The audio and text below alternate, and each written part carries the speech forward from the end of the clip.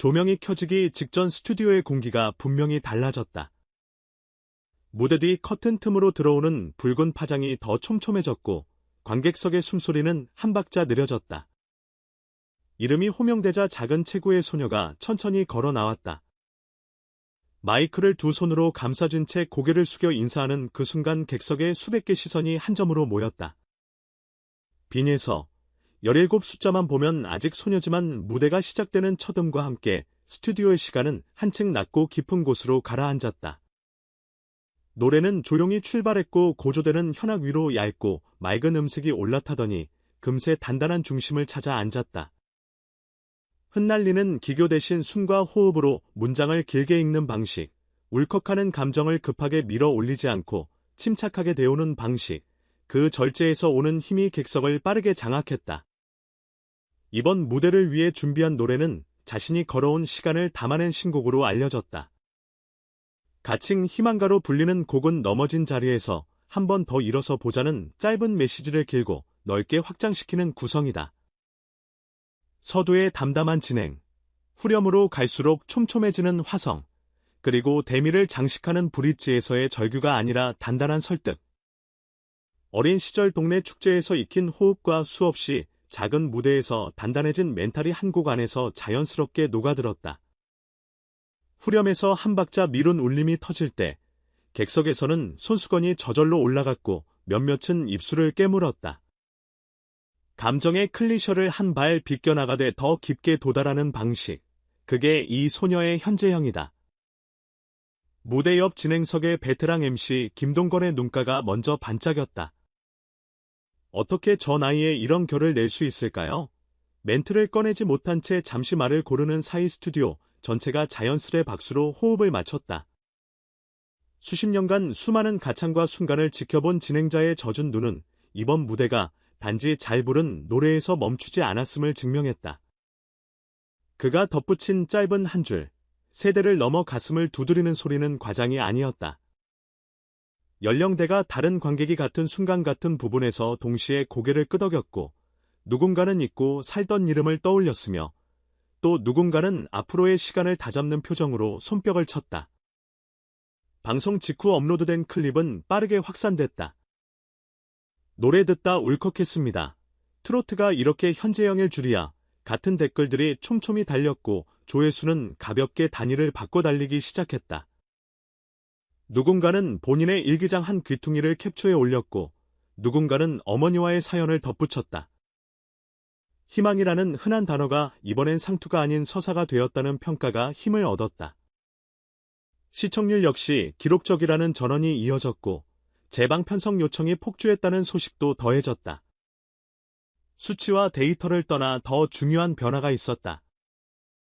우리 집 거실에서 같이 들었습니다라는 문장이 유독 많이 보였다는 사실이다. 노래가 집안의 공기를 바꾸는 경험, 그 원초적 체험이 다시 소환된 셈이다. 무대 위의 빈에서는 카리스마가 뚜렷하다. 상체를 크게 쓰지 않고도 음악의 기류를 움직이는 타입이며 고음에서 과시하지 않고 중음에서 밀어붙이는 법을 안다. 그러나 무대 밖에서의 그는 다시 17으로 돌아온다. 대기실로 들어가며 매니저에게 고개를 꾸벅 숙이고 팬이 건넨 손편지를 조심스럽게 가방 안쪽에 넣는다. SNS에는 손글씨를 찍어 올리는 편이 더 많고 길게 쓰기보다 짧게 쓰되 자주 쓴다. 오늘도 함께여서 고마워요. 그 문장 끝에는 늘 작은 하트 하나가 붙어 있다. 반전 매력은 상품이 아니라 성격일 때 더 오래간다. 이 소녀는 그걸 이미 터득했다. 가요 무대는 전통과 상징이 살아있는 플랫폼이다. 그 무대를 이번에 빈에서가 흔들었다. 전통에 기대지 않되 경의를 잃지 않았고 포장된 내용으로 승부했다. 무대 세팅은 절제됐고 의상은 과장되지 않았다. 대신 노래가 주인공이었다.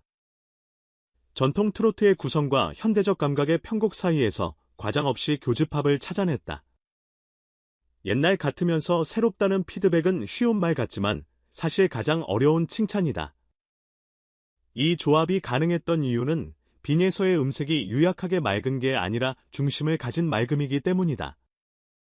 낭낭함과 단단함, 투명함과 밀도, 상반되는 요소의 균형이 음절마다 배어 있었다.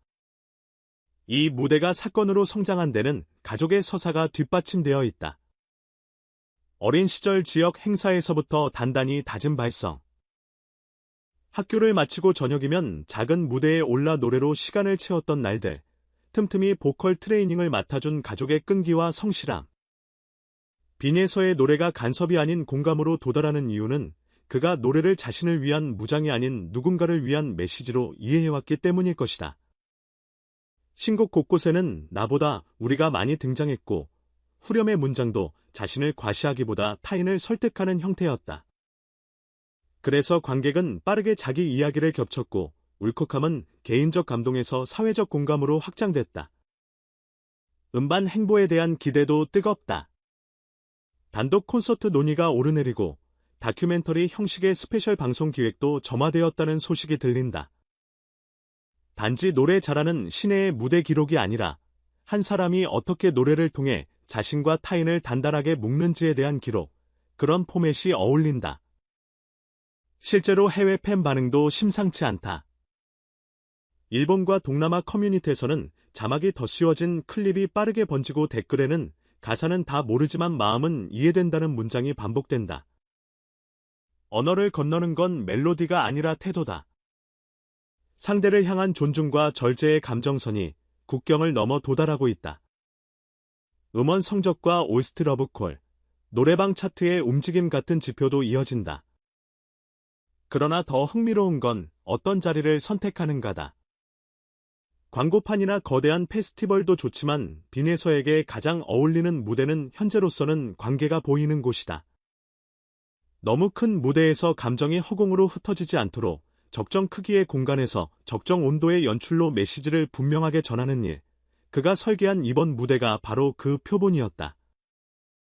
그래서 한 방송 관계자는 이 친구의 코어는 볼륨이 아니라 품질이라고 평했다. 고개가 끄덕여지는 대목이다. 무대 밖에서의 행보 역시 눈에 띈다. 지역 아동을 위한 소규모 공연, 수익금 전액 기부 같은 소식은 이벤트가 아니라 습관이라는 사실이 더 중요하다. 나눔을 보여주기 위한 노출이 아니라 삶의 일부로 이어지는 지속성, 이런 디테일들이 모여 신뢰라는 단단한 단어를 만든다. 17의 선한 영향력은 그래서 더 빛난다. 팬들도 그 리듬에 맞춰 움직인다. 조공보다 봉사 한 줄, 응원보다 작은 실천, 누군가의 음악을 좋아한다는 건 결국 같은 방향을 바라보는 일이라는 사실을 빈에서 팬덤은 알고 있는 듯했다. 평론가들의 언어도 흥미롭다. 전통의 현대화라는 고전적인 수사 대신 감정선의 업데이트라는 새 표현이 등장했다. 멜로디를 바꾸는 게 아니라 감정을 전하는 방식을 업데이트한다는 뜻이다. 빈에서의 노래는 큰 울음을 강요하지 않는다. 대신 듣는 사람이 스스로 마음의 문장을 완성하도록 한 박자 여백을 남겨둔다. 그래서 더 오래 남는다. 재생이 멈춘 뒤에도 한 구절이 귓바퀴에 맴돌고 일상으로 돌아간 뒤에도 특정 단어가 자꾸만 떠오르는 경험, 이 잔상이야말로 좋은 음악의 증거다. 이 모든 이야기의 출발점은 여전히 무대다. 마이크를 손에 쥐고 객석과 눈을 맞추고 한 호흡 길게 들이마신 뒤 첫 음을 내는 순간. 그 찰나를 견고하게 만드는 훈련과 태도가 빈에서의 강점이다.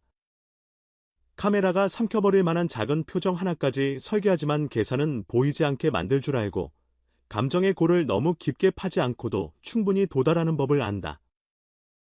그래서 17이지만 17 같지 않다. 동시에 너무 어른스럽지도 않다. 현재의 나이에서 낼 수 있는 최선의 깊이를 낸다. 그 태도가 지금의 열광을 설명한다. 17의 소녀가 무대 위에서 한국 대중음악의 다음 문장을 고쳐 쓰고 있다. 오래된 것을 존중하면서도 낡지 않게, 새 것을 지향하면서도 가볍지 않게. 그 경계에서 그는 오늘도 가장 간명한 말을 꺼낸다. 다시 일어설 수 있다고, 함께 걸어갈 수 있다고. 그래서 우리는 또다시 다음 무대를 기다린다. 그리고 안다. 그 밤의 첫 음처럼 다음 첫 음도 우리를 멈춰 세울 거라는 것을